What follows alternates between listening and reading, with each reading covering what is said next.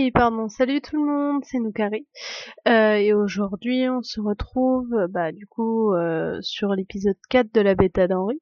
Excusez-moi, le son est à fond du... Voilà, ça devrait être bon. Du coup, je vais voir si ça bug encore. Pas... J'essaie de me souvenir, parce que vous savez que la dernière fois, on s'est arrêté sur ça. Et j'ai pas regardé, en fait... pour les photos ou ce qu'on devait montrer, donc je vais voir ça tout de suite avec vous. Donc, qu'est-ce que ça pourrait être? Ah oui, c'était ça. En général, on mange bien à la cantine du lycée.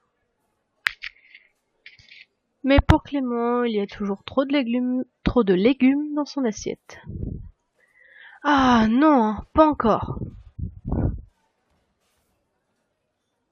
Et on a un truc à montrer. Ça par contre, je sais pas du tout ce que ça peut être. Du Sika peut-être. Parce qu'Henri ça avait pas marché. Monsieur Novara. Ah oui, c'est ça. N'oublie pas de fermer la bouche et d'arrêter de baver quand tu vas voir ton prof préféré. Tu vas passer pour une hystérique.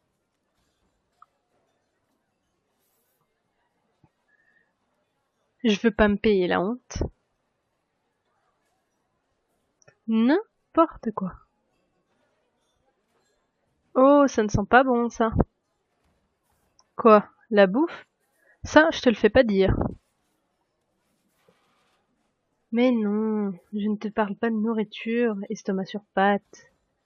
Regarde Enzo et sa bande lorgne Henri. Quoi? En effet, je vois ce débile glousser en montrant Henri avec le menton. Enzo peut être vraiment puéril quand il s'y met, et je ne compte pas rater une miette de ce qu'il va se passer. Leila, dis-moi, tu ne comptes pas t'en mêler, hein? J'ignore totalement la remarque de Clément et me concentre sur Enzo et ses trois petits copains qui s'installent à la table vide d'Henri. Les potes d'Enzo sont un peu les clones de ce dernier. Ils se contentent de faire comme tout le monde. Ils se la pètent en survêtement en jurant que c'est le must-have de la mode. De plus, ils sont d'une stupidité sans nom. Enzo s'est autoproclamé chef de sa petite bande, s'estimant être le plus beau gosse du groupe.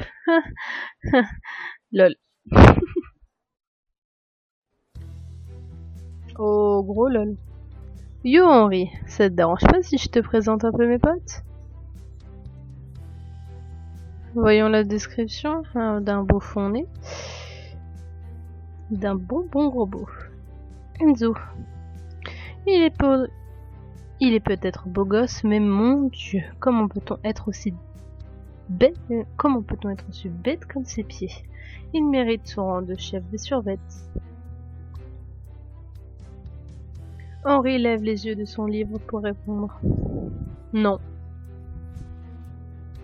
Les mecs, je vous présente Henri, la nouvelle tronche de la classe. Leila. Le clan des survettes s'échange des regards moqueurs, vides d'intelligence. T'es sûr que c'est une tronche? Ouais, Pardon. Ouais. Il a l'air un peu con pour une tronche, c'est surtout un geek. Oh mon dieu, c'est immonde, ce survette. Il a vraiment un prénom de naze. Plus personne s'appelle Henri. C'est moi ou il cherche les embrouilles là? Je vais voir la description des trois bouffons. Ça promet d'être drôle. Survette 1. Même pas de respect. En vérité, il s'appelle Rémi. J'ai déjà surpris en train de brutaliser certains élèves. Brrr. Survette 2. Dylan est le mouton parfait. Il suit les autres sans réfléchir. Ce n'est pas le plus courageux de la bande. Ouais. Bah ça se voit. Corps de lâche. Survette 3.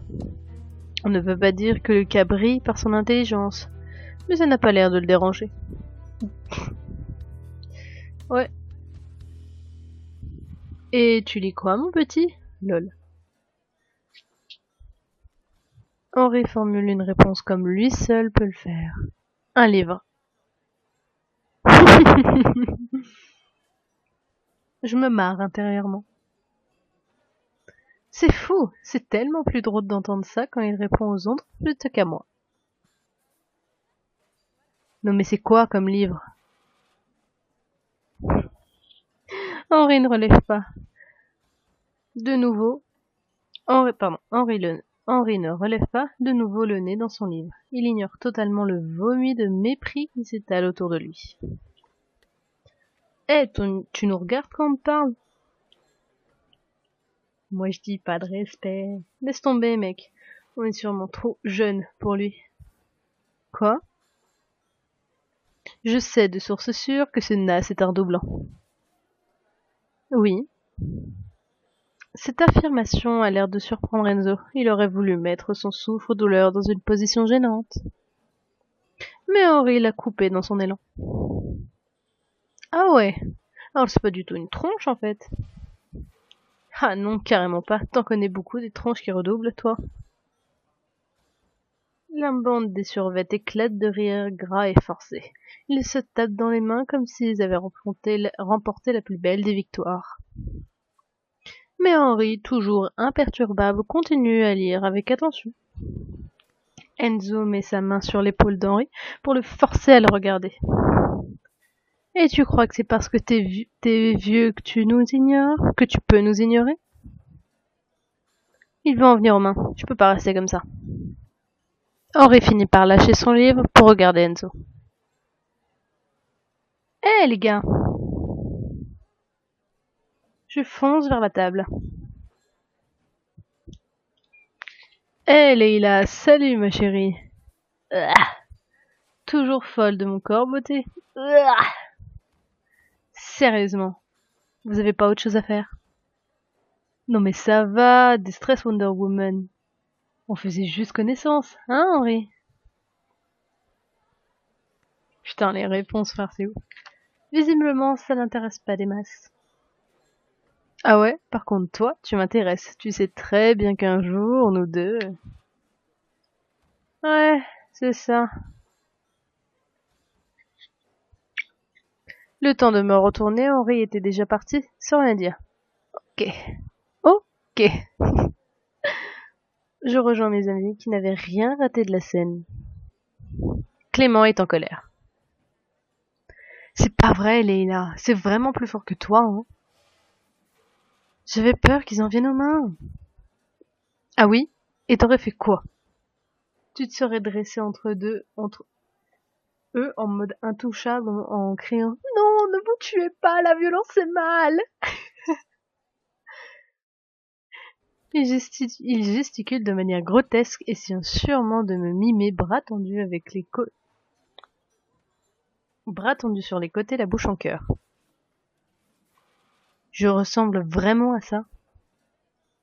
De toute façon, ça ne lui a fait ni chaud ni froid. Non, mais je fais pas ça pour la reconnaissance. Enfin, presque pas. Tiens, on dirait qu'Enzo a oublié son téléphone en partant. Ah, bah c'était là le moment où il fallait le prendre, me disais bien.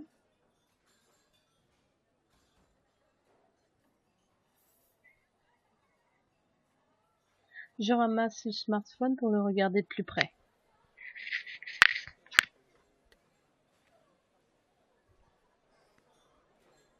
Je sais qu'Enzo est un gros crétin, mais écoute, Leïla, tu vas pas fouiller dans son téléphone. Non, bien sûr que non. Si, bien sûr que si. Il y a un SMS non lu affiché sur l'écran de verrouillage. Il est écrit de rien, mec. Dan, mon ancien... Dans mon... Putain, j'ai compris Dan, c'est tellement mal écrit. Dans mon ancien lycée, c'était aussi une tronche, cette Henri. Une, deux, trois, quatre, 5. Oh putain, mon dieu, excusez-moi. Mes yeux. L'expéditeur est un certain Théo, que je ne connais pas. Mince! Le message n'est pas affiché en entier sur son téléphone. Et Jasmine a raison, je ne vais pas fouiller dedans. Je peux récupérer mon téléphone, poupée? Hein? Ah, oui. Réponse. Il me le prend des mains en s'attardant un peu trop, voulant faire de cet instant un moment sensuel qui me donnerait presque la nausée. Puis il s'en va, tout sourire. Bleh. Ah, je me souviens de cette partie.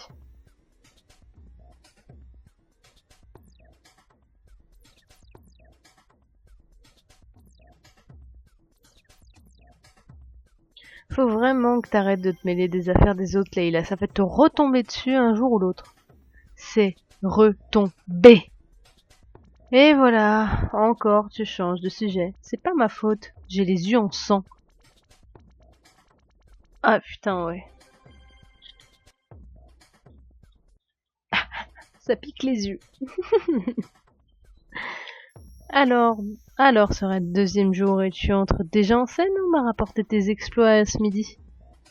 De ce midi. Comment tu sais ça, toi? J'ai mes informateurs. Paraît que tu t'es mêlé d'une dispute. Tu fourres toujours ton nez partout. Tu peux parler, toi? Apparemment, ils ont voulu emmerder un geek qui était en train de manger avec son livre. Henri, il s'appelle Henri. Si tu veux, oui, je m'en fous un peu. Juste une chose, fais plus attention à toi. C'est pas parce que t'as une belle gueule que tous les mecs vont t'épargner. Ça n'a rien à voir. Écoute, je pouvais pas le laisser au milieu de cette bande. Je sais, fais attention, c'est tout. Waouh. Ah, ça aussi je me souviens. Enfin, je crois. Je sais plus.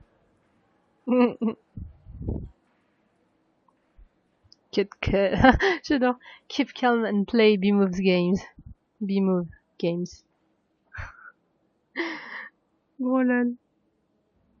Je suis une nouvelle fois en retard.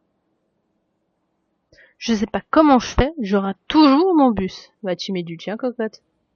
Clément et Jasmine sont déjà arrivés, forcément. Salut.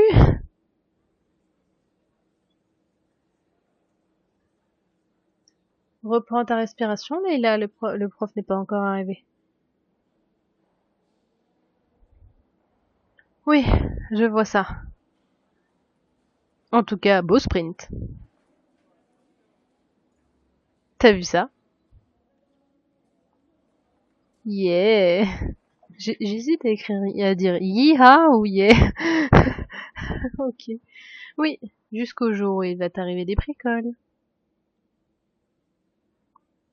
Oh, tu casses l'ambiance là. Il faut bien quelqu'un de raisonnable sur nous trois.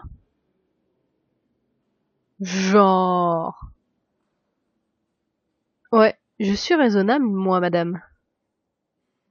Zéro crédibilité. En tout cas, comme d'habitude, il y en a un qui était là bien avant tout le monde. Oh, j'aime bien son maillot. Henri était devant la porte, plongé dans son livre. Comment il fait ça? Enfin, comment il fait ça? De quoi? Lire un livre? Il l'ouvre, tourne les pages, regarde les mots. Après, les mots ensemble forment des phrases. Et quand tu regardes ces phrases, ça fait même des images dans ta tête. Et puis... Mais non, imbécile. Il est toujours en avance, c'est agaçant. Moi, je pense qu'il utilise quelque chose de très efficace. Ça s'appelle un réveil. Ouais. Tu le règles sur une heure descente. Putain, oh mon dieu, je suis fatiguée, excusez-moi.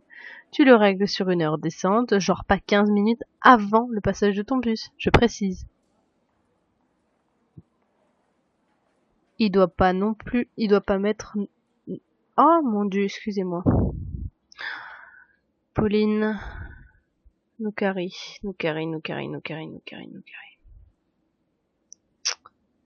C'est pareil que pour lire un livre. Les mots, ça forme des phrases, hein. Ils doivent pas être à l'envers. Il doit pas mettre non plus 3 plombes pour se maquiller, se coiffer, choisir sa tenue, et j'en passe. C'est bon, je crois que le message est passé.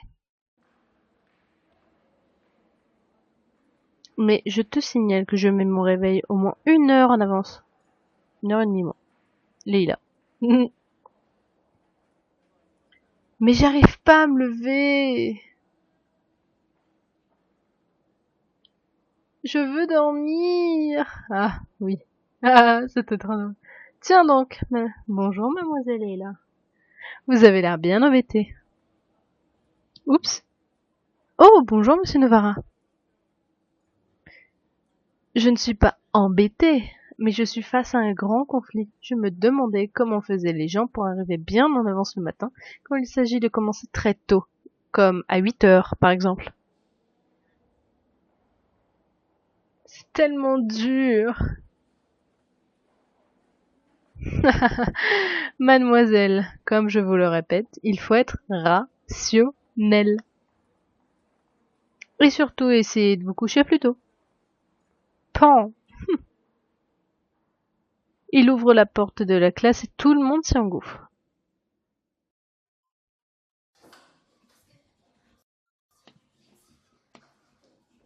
Un cours comme je les aime. Comme d'habitude, Enzo et Jessica ont tenté de briller par leur médiocrité, mais c'est sans compter plus l'intelligence et la répartie de mon professeur préféré. Il a su, de manière discrète et subtile, leur faire comprendre l'absurdité de leur raisonnement, de leurs mots et de leurs gestuels.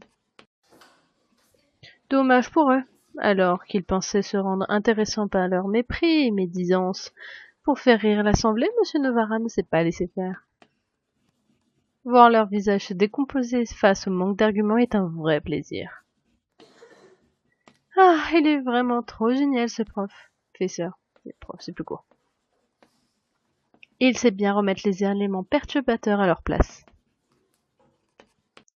Aussi, il a l'air de bien apprécier Henri, qui en connaît tout un rayon sur à peu près tous les sujets abordés. Il a carrément réussi à impressionner M. Novara. Waouh! En fait, il ne sait parler qu'en cours, Henri.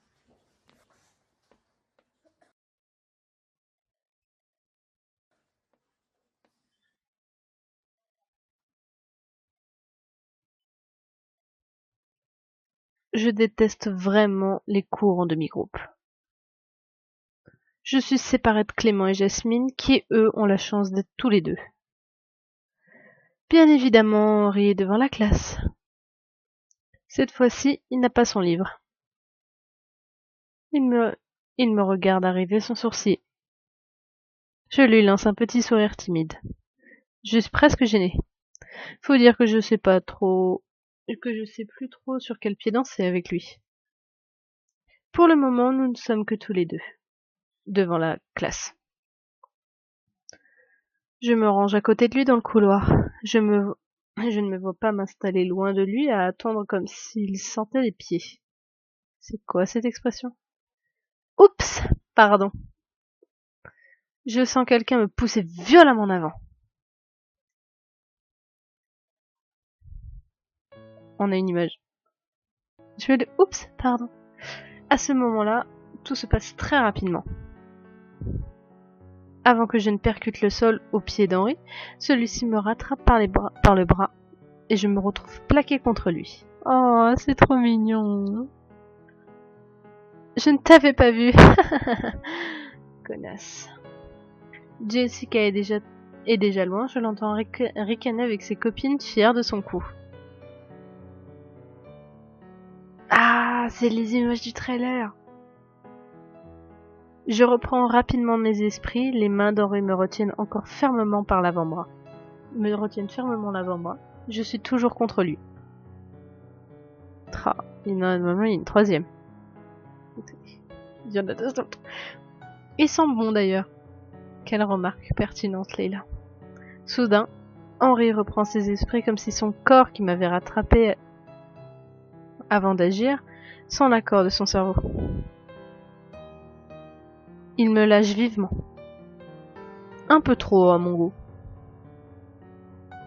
Ah non, merde. Ah non, si, d'accord. Ok, je sais. Merci Henri. Je suis désolée, je ne l'avais pas vue arriver celle-là. Elle m'a bien eu. Je ne t'ai pas blessé, j'espère. Non. Super réponse. Merci de m'avoir attrapé. Sinon, je serais déjà en train d'embrasser le sol. Aucune réaction à ma blague. Certes, c'était pas une des meilleures, mais au moins un sourire, quoi. Putain, même moi j'aurais mal pris. Non, même pas. Il est dur en affaires. Tu as de sacrés réflexes. Ah, oui. Non, ça me fait marrer. La prof arrive et interrompt notre échange.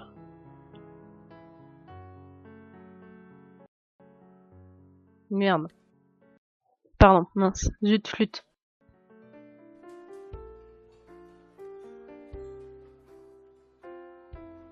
Alors, mademoiselle, on m'a dit que tu t'es retrouvée dans les bras d'Henri devant ta salle de classe? Pardon, excusez-moi. Mauvais bouton. Hein? Comment tu sais ça? J'ai mes sources. Décidément, on se croirait dans les experts. Tout le monde a ses informateurs ici. C'est Nathan qui t'a vu de loin. Tu sais, il est dans l'équipe avec moi. Ah oui, il parle de son club de basket. Mais le gars en question ne me dit rien. D'ailleurs, il en a profité pour me redemander si t'étais célibataire. Je réponds quoi? Que s'il a besoin d'un autre prometteur, c'est déjà cuit pour sa pomme. Pourquoi ça? Attends, pardon. Alors, pourquoi ça ne m'étonne même pas? C'est fou, tous ces garçons qui sont à tes pieds. Arrête, y en a pas tant que ça. Oh, que si. Je te raconte pas tout. Je filtre quand même un peu. Ah, j'aime bien le jeu filtre.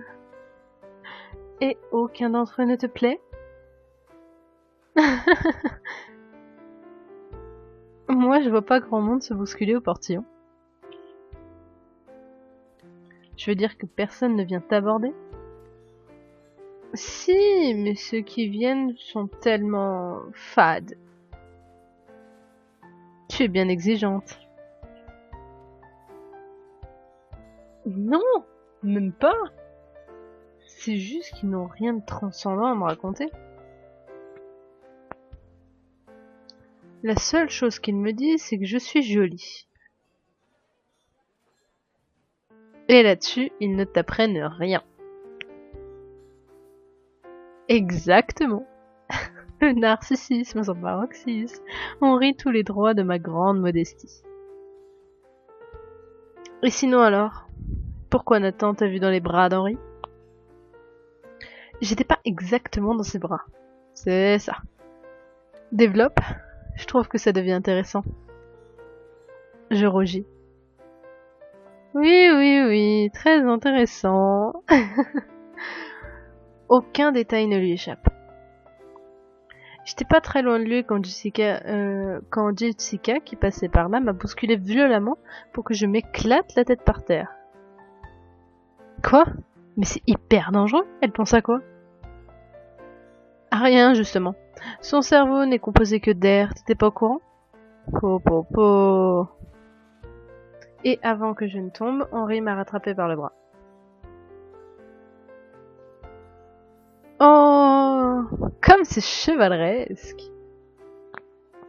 Arrête, m'en parle pas. J'ai essayé de le remercier et d'échanger avec lui, mais le bavardage n'est clairement pas sa spécialité. Ça, on l'avait remarqué. Donc voilà, Fin de la séquence étreinte passionnée.